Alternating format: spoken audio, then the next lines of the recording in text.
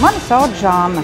Mans veiksmes stāsts sākās ar to, kad gada laikā es zaudēju 25 kg, pateicoties fitnesam. Man bija problēmas ar lieko svāru. Gadu atpakaļ es svēru 110 kg. Tagad, pateicoties stingrai treneru uzraudzībai un kā arī stingriem treniņiem, esmu zaudējis 25 kg. Esmu kļuvusi fiziski izturīgāka, lokanāka un esmu pateicīga, ka man ir tāds klubs. Līdz manam ideālam svaram vēl tāls ceļš ejams, bet atskatoties uz sasniegto, tas ir jauns dzinulis, lai sasniegtu jaunus mērķus un nenolaistu rokas. Es nevaru izskaidrot to, ka tas pārņem tās sajūtas tādas, ka tu no kluba tāds mundrs iznāc, tāds nevis tā kā smagu darbu izdarīt, bet tāds patīkams nogurums.